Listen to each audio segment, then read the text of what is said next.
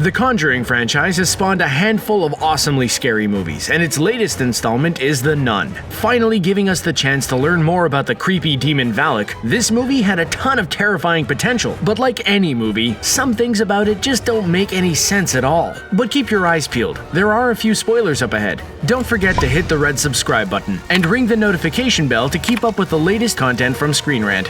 I had a series of visions when I was younger.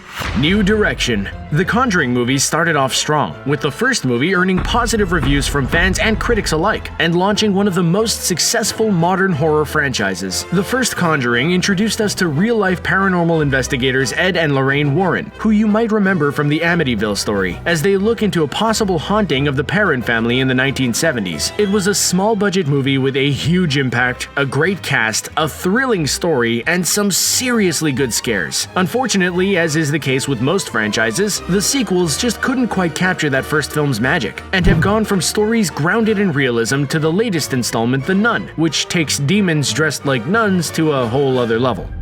Hello. Some have said that this movie isn't the best direction for the Conjuring universe, and since the first model was so successful, it makes no sense to change it up so dramatically. While casting in Vera Farmiga from the earlier films, and now Taissa Farmiga in The Nun is a really fun casting decision, the rest of the movie goes in what feels like a whole other and less authentically scary direction. The Nun is more jump scares than the suspenseful dread that the Conjuring did so well, and it's possible it suffers for it. And drop!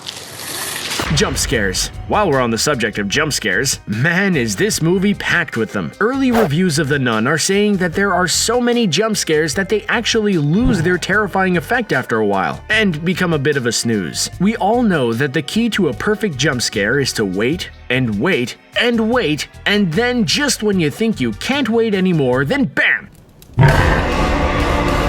When jump scares are overused, we as an audience grow accustomed to them, learn the signs that tell us that something is about to attack, and therefore are no longer susceptible to this kind of scare.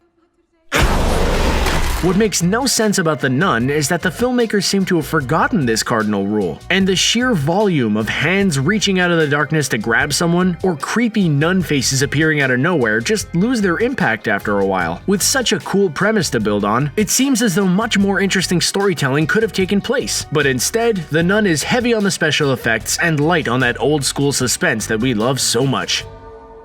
I saw a nun.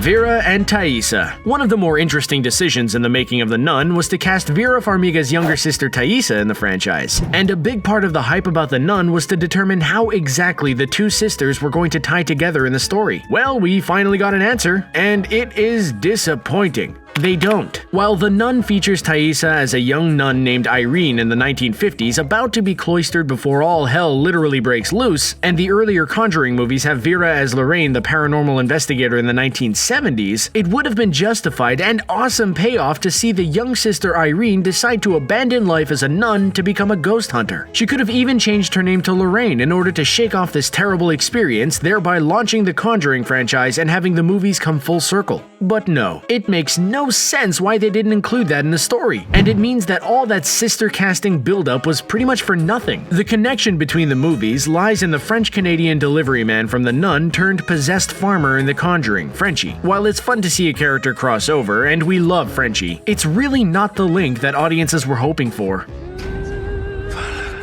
Valak's powers. Whether the title of the movie refers to a young Irene or the demon Valak with a penchant for dressing up like a nun, we aren't too sure. Probably Valak, as this demon has stalked the Conjuring franchise since the second movie. While inspired by the real presence that Lorraine Warren said that she had experienced in her home, the movies have clearly taken it to another level. Valak is actually the name of another mythological demon, though the two share few similarities. Valak from The Nun is a little confusing though. For an ageless evil spirit who can inhabit the bodies and minds of whomever it chooses, this demon sure does a lot of grabbing and strangling. Why would it need to physically attack someone if it has the supernatural ability to inflict so much more damage without getting grabbed back? Obviously, it's easier for the movie if there's a physical presence to defeat, but having the demon hold someone up against a wall and choke them seems too human. Maybe it just enjoys a little tussle every few thousand years and gets bored with destroying people from the inside out.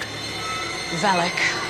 Early reveal. Another classic piece of horror movie storytelling advice is to let your audience's imaginations run wild for a little while in order to make the final reveal have a huge impact.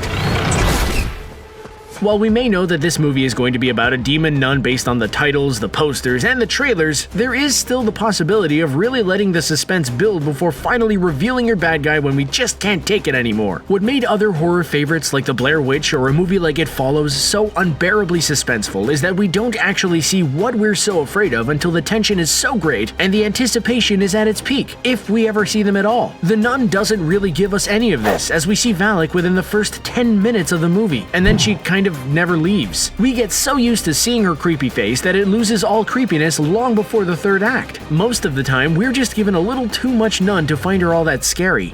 Not all good. Well, there you have them. Some things about The Nun that really don't make a ton of sense. Have you seen The Nun yet, or are you planning to? What's your favorite movie of the Conjuring franchise? Let us know in the comments, and make sure to subscribe to stay up to date with the latest from ScreenRant. Thanks for watching.